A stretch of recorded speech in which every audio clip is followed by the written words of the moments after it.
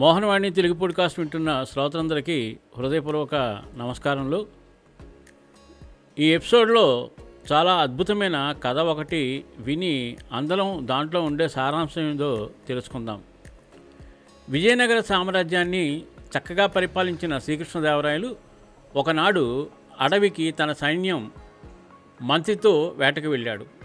వేటాడి అలిసిపోయి ఒక పెద్ద మర్రి వృక్షం నీడలో సేద తీరుతున్నాడు. అలా సేద తీరుతున్నప్పుడు కొంచెం దూరంలో ఎదురుగా ఒక తాటి చెట్టు క్రింద ఓ బాటసారి తల మీద తాను వాయించే డప్పు పెట్టుకొని నిలబడ్డాడు. ఆ దృశ్యం శ్రీకృష్ణదేవరాయల వారు చూశారు. ఆనక పెద్దగా పక్కపక్క నవ్వారు. మంత్రి, ఇలా రా అని పిలిచి, ఇప్పుడు నేను ఎందుకు నవ్వానో చెప్పు, చెప్పలేదు నీ తల తీయించేస్తాను. నా మనసులోని మర్మాన్ని కనిపెట్టి నాకు అత్యంత శ్రేయాభిలాషి అయిన మంత్రి తిమ్మరుసు ఇప్పుడు ఉండి ఉంటే చెప్పగలిగేవాడు. వారు లేనందున నీవే మంత్రివి.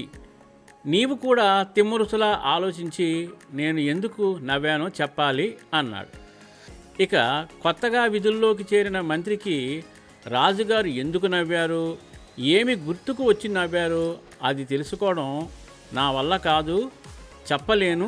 కనీసం ప్రాణాలైనా దక్కించుకోవాలని సైన్యం కన్నులు కప్పి రహస్యంగా అక్కడి నుండి తప్పించుకుని ఎటు వెడుతున్నాడో కూడా తెలియక పరుగు లంకించుకున్నాడు. అలా పరిగెత్తి ఒక గుహ దగ్గరికి చేరాడు. ఆ గుహలో దాక్కుందామని పోతుంటే అక్కడ మునుపటి మంత్రి తిమ్మరుసు తారసపడ్డాడు. మహాత్మా, మీరు ఇక్కడ ఉన్నారేమిటి? మన ప్రియమైన మహారాజు మీరు రాణిగారి మేలి ముత్యాలహారం దొంగిలించి తీసుకు పారిపోయారని రాజ్యంలో ప్రకటించి నన్ను మంత్రిగా నియమించారు. కానీ రాజావారు ఈ దినం వేటకి వచ్చి పక్కపక్క నవ్వి నేను ఎందుకు నవ్వానో చెప్పు అన్నారు. చెప్పకుంటే తల తీస్తానని కూడా అన్నారు. అందుకే ఇటువైపుగా పారిపోయి వచ్చాను, గుహలోకి దాక్కోవాలని అని మంత్రి చెప్తున్నప్పుడు అంతా విని తిమ్మరుసు, నీవు చెప్పింది నిజమే. రాణివారు ఒకరోజు నా ముత్యాలహారం మెరుగు పెట్టించమని నా చేతికి ఇచ్చారు. నేను దాన్ని ఒక దగ్గర ఉంచాను. పని నిమిత్తం వేరే చోటకు వెళ్ళి వచ్చి చూసేసరికి హారం లేదు. నాకు జాతకంలో నింద, అవమానం, అపవాదు పడుతుంది అని ఉంది. ఆ సమయం వచ్చేసింది. ఆ సమయానికి రాణివారు నాకు ముత్యాలహారం ఇవ్వడం, అది మాయమైపోవడం సంభవించాయి. మనకు కాలం బాగా లేదని ఇలా చెప్పా పెట్టకుండా గుహలో దాక్కున్నాను. ఇప్పుడు నాకు అవమాన కాలం అయిపోయింది. నేను రాజుగారు ఎందుకు నవ్వారు నేను చెబుతాను. నీవు కూడా జరిగినదంతా రాజుగారికి చెప్పు. ఒక రోజు సభ ఏర్పాటు చేయించు. నా మీద పడ్డ నిందను మరియు రాజుగారు ఎందుకు నవ్వారు అంతా చెబుతాను. కనుక నీవు వెళ్ళి నేను చెప్పిన రోజుకి అందరూ హాజరవ్వండి రాజు ఆస్థానంలో అని మంత్రి తిమ్మరుసు వెళ్ళిపోయాడు. కొత్త మంత్రి రాజుకు జరిగిన విషయం చెప్పాడు. అప్పుడు రాజు, అవునా, తిమ్మరుసు అలా అన్నాడా? ఒకవేళ తిమ్మరుసుకి ముత్యాలహారాలు కావాలంటే ఇస్తాను కదా. ఒక హారం కోసం నన్ను, రాజ్యాన్ని వదిలి పారిపోవాలా అని తిమ్మరుసుని తలుచుకుని బాధపడ్డాడు. ఆ రోజు రానే వచ్చింది.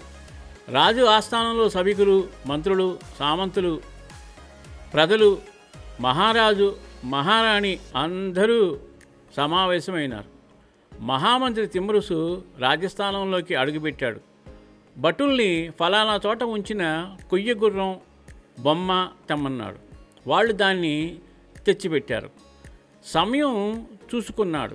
అందరినీ కొయ్య గుర్రం వైపు చూడమన్నాడు. అది ముత్యాలహారం నోట్లో నుండి బయటకు వదులుతా ఉంది. ఇక అప్పుడు చెప్పాడు తిమ్మరుసు, ఒకనాడు మహారాణి నా చేతికి ముత్యాలహారం ఇచ్చారు. నేను ఈ గుర్రం దగ్గర పెట్టి పని మీద వెళ్ళాను. నేను తిరిగి వచ్చేసరికి ఈ గుర్రం ముత్యాలహారం మింగుతుంటే చూశాను. నా జాతకంలో నింద, అవమాన గడియలు వచ్చేశాయి. అప్పుడు నేను ఏమి చెప్పినా ఎవరు నమ్మరు. అందుకే కొంతకాలం రహస్యంగా గుహలో దాగాను. అదే సమయంలో మంత్రి పరిగెత్తుతూ గుహలోకి వచ్చి జరిగిందంతా చెప్పాడు. ఇక ఈ దినం ఈ గడియకి నాకు నిందపోయే సమయం వచ్చింది. అందుకే ఈ గుర్రం ముత్యాలహారం నోట్లో నుండి వదులుతూ ఉంది. ఇక రాజుగారు నవ్వింది. ఎందుకంటే మర్రి విత్తు ఆవగింజంత, కానీ ఎంతోమందికి నీడనిచ్చి సేద తీరుస్తుంది.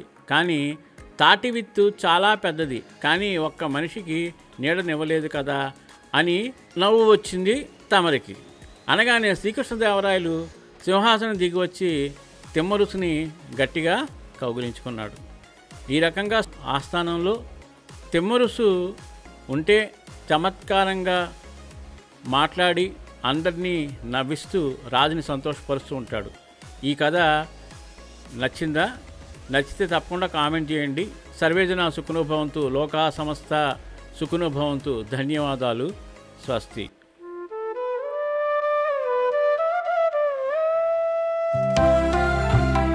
సత్సంగం సత్సంగం భగవంతుని లీలలు, సాధు సత్పురుషుల గాథలు, మహాత్ముల జీవిత గాథలు,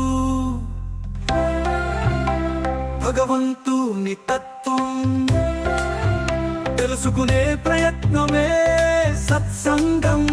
ఈ సత్సంగం వినండి, వినిపించండి, వింటూనే ఉండండి.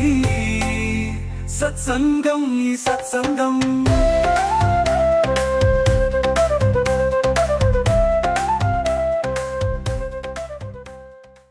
మోహన్వాణి కార్యక్రమాలు మీరు ఆదరిస్తున్నారు, చాలా సంతోషం.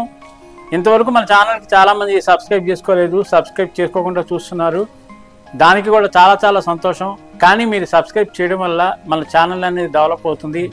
అలాగే లైక్ చేయడం వల్ల యూట్యూబ్ 10 మందికి షేర్ చేస్తుంది.